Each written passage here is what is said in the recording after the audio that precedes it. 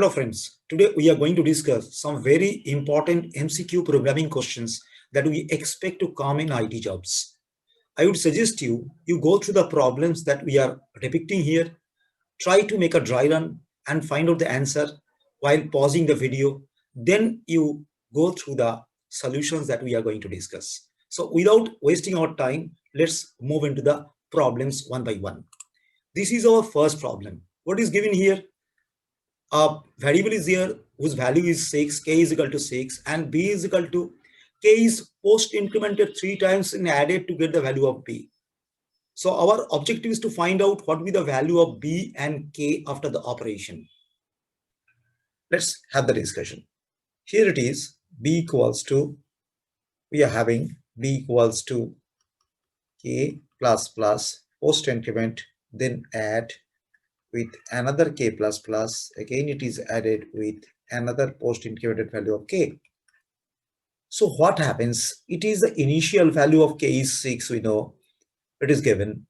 So it is post incremented and its effect is seen here in this case. This k is 7 here.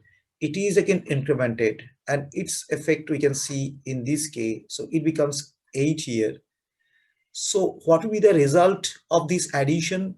B gets 6 plus 7 plus 8, that becomes 21. So value of B would be 21. So out of this of 3 options we are getting here, it is 21. But let's check the value of K also, whether it is 9 or not. Otherwise you have to choose these, none of this. So what will be the value of K? Here it is, you can see that K becomes 8 here. But the effect of this post increment will be seen when you finally come down to the next step. That means when you are going to print the value of k, you are getting the effect of this plus post incremented. So it is 9. So the B is the right option. Let's quickly move into the program. The program is ready here. You can see the program. Let's run it. You can see the value will be 21 and 9. That's it. Now let's quickly move to the next question. Here is question number 2. It says there are 2 variables, a and b. A is float type having the value 5.7 and b is double type having the value 5.7, the same value. Now you have to check whether a and b are equal or not. If they are equal, you are just printing equal. Otherwise, you are printing not equal. As you can see, now apparently both a and b are having the same values, though, so they must be equal.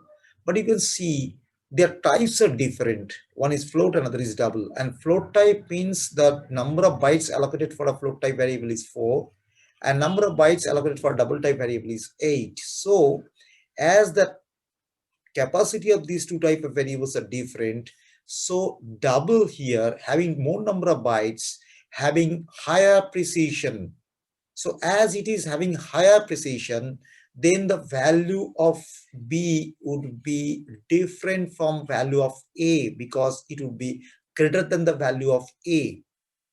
So they will not be equal. B will be greater than A. So let's see by running the program. If we run the program, you can see the same program I have written. Run it and you'll see that it is printing at not equal. So let's make it. If A is less than B or not. As A is float, it is supposed to be less than B, as B is double. You can see that it is satisfying the condition, and that's why it is printing equal. If I make it A greater than B, then it will go into that else part and print not equal. So this is also very important question we usually face, very popular among the companies they take technical examinations. Now question number 3. You see there is a macro defined named div where you are passing x as an argument, and the body of the macro is as x into x.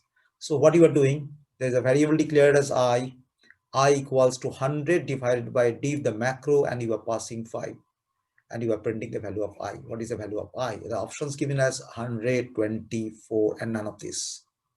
So what will be the answer? Have a pause, try on your own and come to the discussion again. So you will see here the body of the macro is given as you are passing x and the body is x into x. What happens in macro, Actually, whatever you are sending, that will be sent as a text. So what you are doing here, you are sending 5. So value of x will be 5.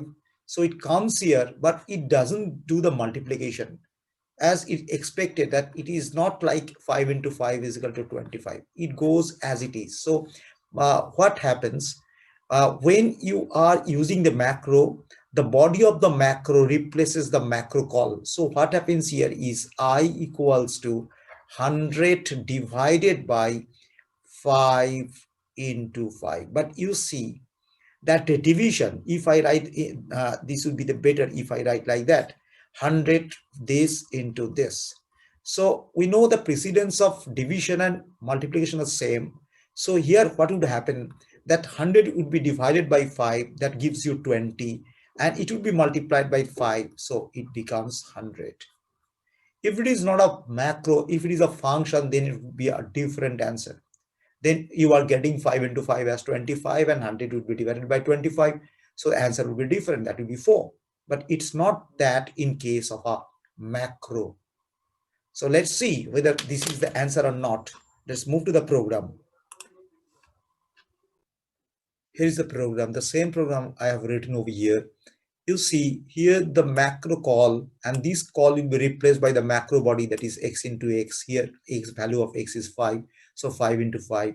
As a precedence is same for division and multiplication, so 100 by 5 will occur first, that means 20, and then it is multiplied by 5, so it becomes 100. So if we run it, you can see that answer will be 100. But if we place a brace over here, that means x into x comes within a brace, see what happens. It would give you the correct answer. But because of what? Because what happens, you see, if you place a brace over here, so what happens, 100 divided by 5 into 5 comes in a brace. So that would occur first because the precedence of brace is highest. So 100 by 25, it gives you 4. That's it. Now question number 4. It is about ternary operator. What will be the output of the value of x? You see, it's a long test. It says 2 greater than 4, there is an interrogative sign. Then 6 less than 8, another interrogative sign. Then 1 is to 2 is to 9 greater than 5, and gives you 5 is to 8. So what will be the value of x? Again, try on your own, then come back to the discussion. Let's start the discussion here. You see, it starts from the extreme right. So what is given at the right? It is 9 greater than 4. Is it true? Yes, it is true. So if it is true, out of these 5 and 8, the first option will be taken. So what will be the expression like?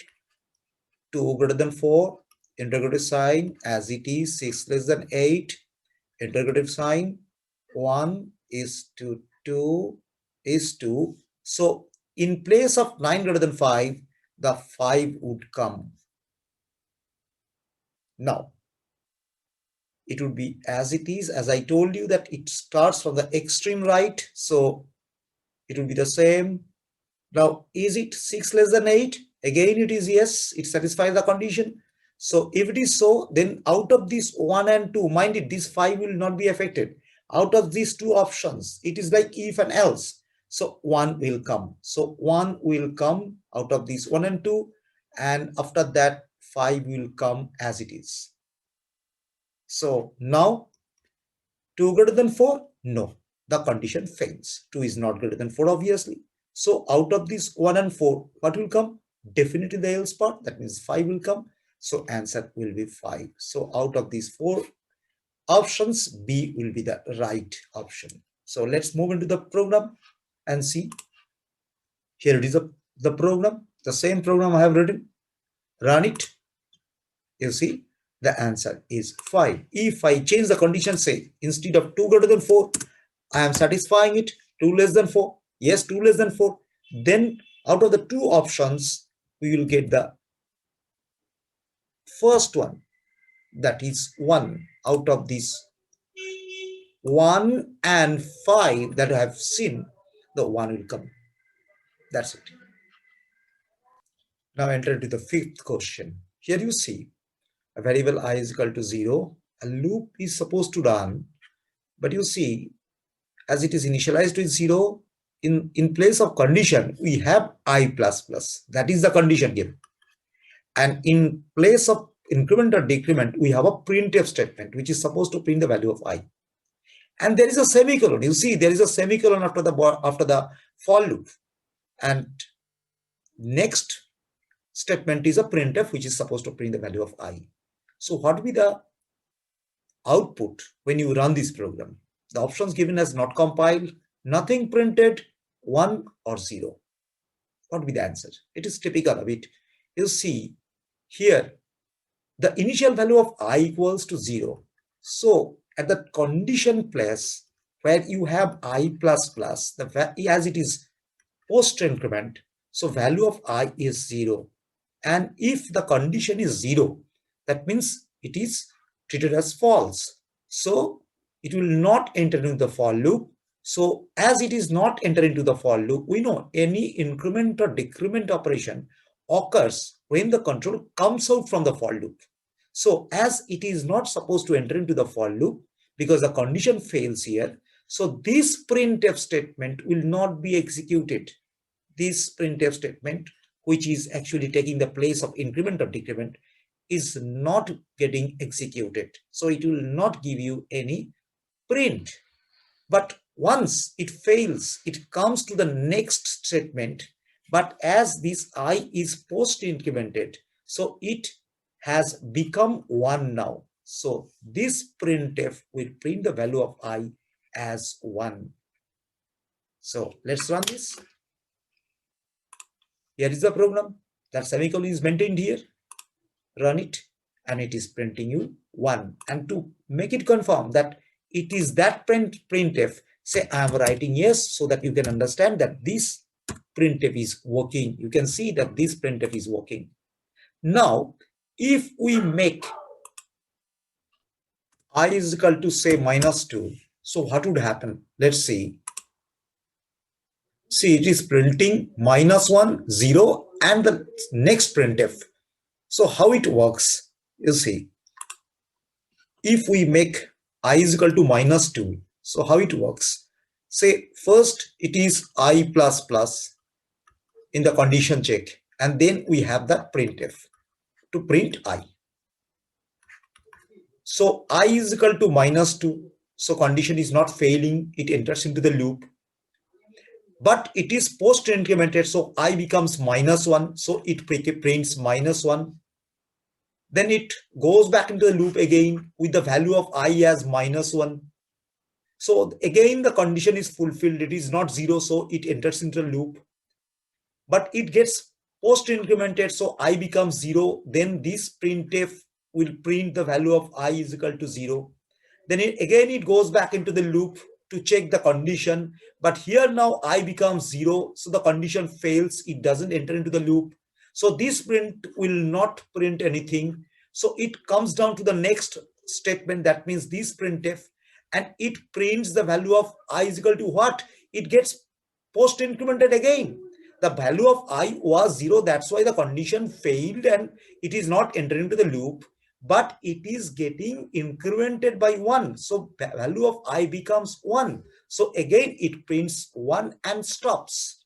That's why it gives you that result -1, 0, and 1.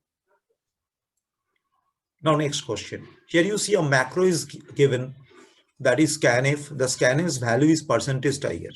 And in main, you have to print something where you have 2 scanf given over there. So what would the program would print? Here the 4 options are given as tiger, tiger, tiger, percentage tiger, tiger, and none of this. So you see, when this printf statement is encountered, it gets the first scanf. So in place of first scanf, its value, that is %s tiger, would come. And as this percentage looks for a string, it will get the second scanf, whose value is this, the same thing, that is percentage tiger. So in place of this percentage, that percentage tiger will come. So the output will be percentage tiger and this next tiger, this one. So the option C would be the correct one. Let's go to the program. This is the program we have. Run it. You see, that is your output. Here you can see that first this one, if you see, this one is for the second scanf. The first scanf's replacement, that is this percentage of tiger, would come, and in place of this percentage, as it looks for a string, the second scanf's value, that is again that percentage tiger, will come. So that would be the execution result. Here is your next question. Here you see a static variable is given as I, whose initial value is 5, and there is a if. Within if, you are testing minus minus I, and there you have a recursive call of main function, and you are supposed to print the value of I. But the printf is coming after main function. So what will be the output of this program? The options you can see easily: A, B, C, D. So how it works, that is a recursive function. Main is here working as a recursive function. How it works, you see, the initial value of I is equal to 5. Now when that if condition is checked, it is pre-decremented. So first time it is entering with the value 4. It enters and calls the function main recursively. So what would happen with that printf statement that is coming after that recursive call? That would go into a stack. That is the beauty of recursive function. So this printf statement will be kept in a stack. So the call comes back into the main. As this variable is declared as static, so the value which is changed to 4 remains. That means it will not be initialized every time you enter into the function main. So its value is 4 now. It enters into that if again. It pre-decremented, so it becomes 3. Again the function is called. So what will be the fate of this printf statement? As it is not getting the scope of being executed, so it is kept into the stack. Printf again I. It comes back with the value 3. It enters into the if again. Pre-decremented value of I becomes 2. Again the function is called. That printf goes into the stack, comes back with the value 2. It becomes 1 now, enters into the main. Again it is called, but the printf goes into the stack, comes with value 1, and it is pre-decremented. It becomes 0. Minus 1 is 0. So the condition fails here. We know the condition fails only when the value is 0. If it is minus negative value or positive value, then the condition is satisfied. So here the condition fails. Once it fails, the value of I is 0 here. Mind it. So now the system pops these statements from the stack one by one and prints the value. Here you are executing the printf statement. So every time the value, which is the latest value of I, that is 0, will be printed. So it will be the option D, where you are getting all these zeros. Now let's move into the program. Here is our program, the same program we have written. Run it. You can see the values are all 0. Now if you, instead of I, if you are having plus plus I in the printf statement, what would happen? Let's see. It is printing 1, 2, 3, 4. Why it is so? Let's move into the program again. Here in your stack, you are having all these printf statements having plus plus I. So first time when the condition fails, that means I becomes 0. The first printf comes out from the stack, pops out, and it becomes I becomes 1 plus plus 0 means 1, so 1 is printed. Next time when the second printf statement is popped out, it becomes I becomes 2 and 2 is printed, and so is the third 3 and fourth 4. That's why you are having this kind of output when you are having printf plus plus I instead of I. That's why the difference in these two type of print. That is. Come to the next question. Here you see the I value is given as 10 and I is equal to what you are saying, that two printf statements are added here. It's not an error. It is the program given to you, and what will be the value of I. It is typical. What will be the value? The options are given as 10. That means the initial value of I. Option B is hello bird 9. C is hello bird, and D is nothing. So what will be the answer? Give a pause and try to guess the answer. Actually, when I is trying to do that addition, it is the two printf statements. So these two printf statements will be executed and the values will be printed. But at the same time, it will simply add the corresponding characters it is printing. That means how many characters are there in the first printf? There are 5 characters, and in the second, there are 4. So it will add these two. That means it becomes 9. So it will print hello bird and 9. That will be the answer. Let's go to the program and see whether it is coming like that or not. This is the program that we just discussed. Run it and it is giving you the answer like that. Hello bird 9. So now if I change it, say if we instead of this plus, if I am giving minus and try to run it, you see there is a difference. Hello is having 5 characters and bird is having 4. So 5 minus 4 is 1. This is interesting. And now I am giving a comma, that is a separator, and try to run it. So it is giving you hello bird and 5. Why this 5? Why this 5? Because this printf statement's value will be initialized to I. I will get the first printf's value. The second printf's value will not come here in the value of I. And it is obvious that it is printing the content of these two printf statements at the time of execution of it. Now, you see, so interesting, if you put a brace over here, that means you are placing these two printf statements separated by a comma in a brace, then what will be the answer? Now you see, it is giving you hello bird, obviously, but at the same time, it is giving you the last printf's character count. That means it is bird, so the character count is 4. It is printing as 4. That means the latest value will be taken by I. This is a typical variations of output you are getting if you change the content of the right side. That is.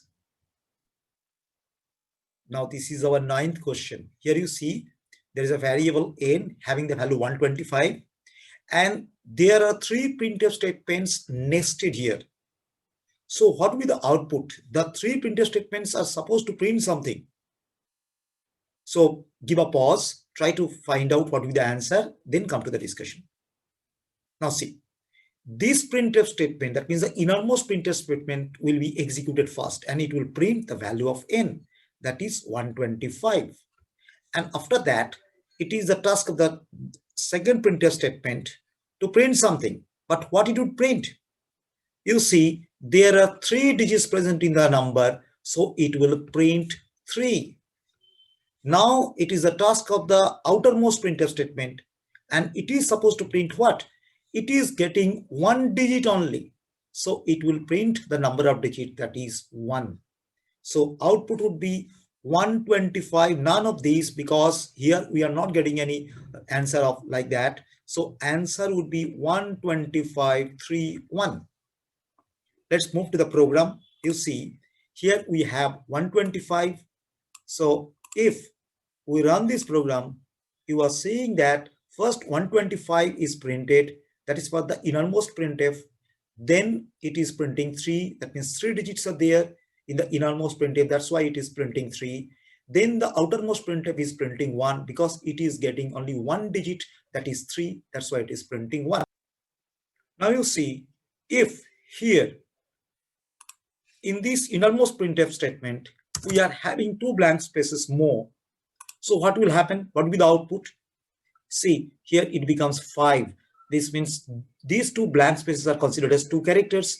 So 128, we have 3 digits, that means 3 characters, along with 2 blank spaces, that's why it is printing 5. So similarly, if I have 3 blank spaces here in the second printf statement and try to print it, you can see 128, and obviously it is printing with a blank space and number of 5 characters for the second one, and for the third one, you can see for the third one, it is having 3 blank spaces along with a single digit, that is 5. So 4. That's why it is 4. The last printf, that means the outer printf statement, is printing 4. And you can have several variations of getting output if you make differences in what you are printing in the printf statements. And if you can continue having nested printf statements like this. Now let's move to the last but very important and interesting program here. A function defined here, function named is, having a static variable I initialized as 10, and it is supposed to return the decremented value of I.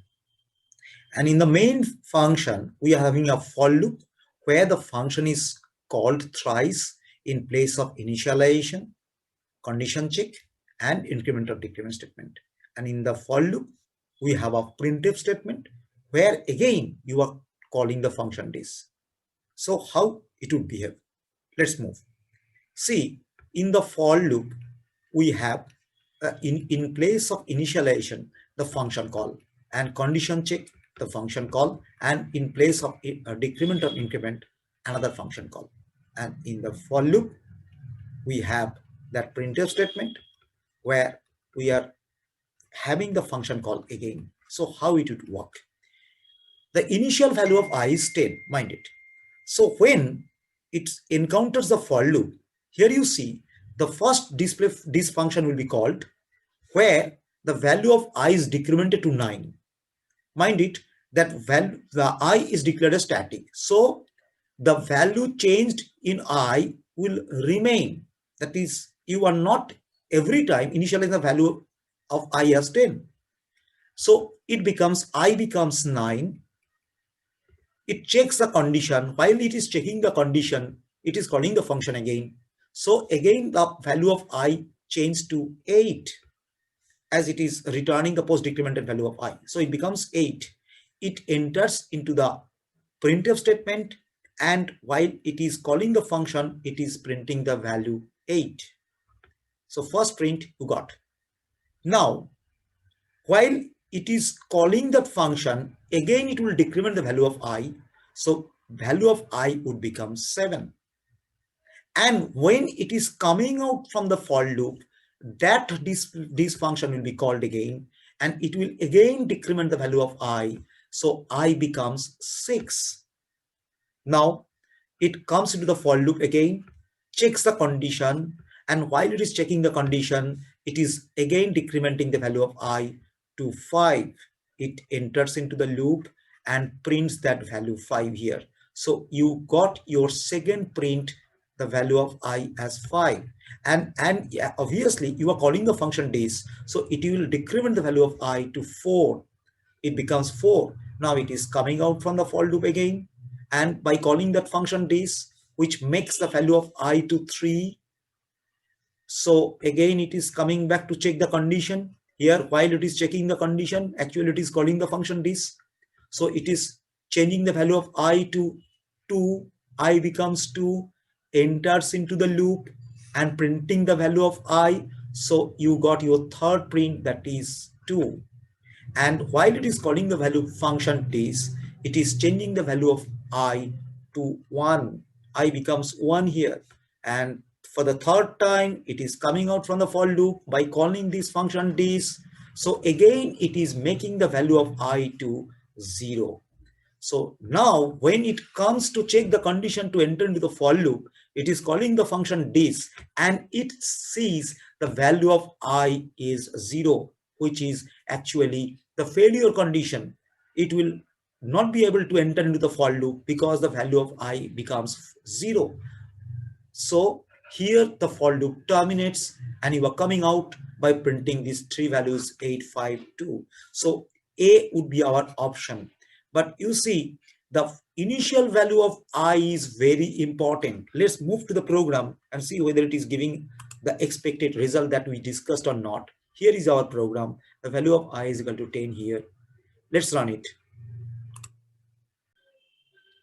See, it is giving the expected value. But one thing you must remember, that while you are running the loop, the condition when the value of I becomes 0, the for loop stops. But if because of some different value of I, you try it on by own, take different values of I and see how it behaves. If for some value of I, that condition checking this value skips the value of I as 0, then it will enter into some infinite loop. I am say making it 8, for example, and try to run the program. You see it is becoming an infinite loop.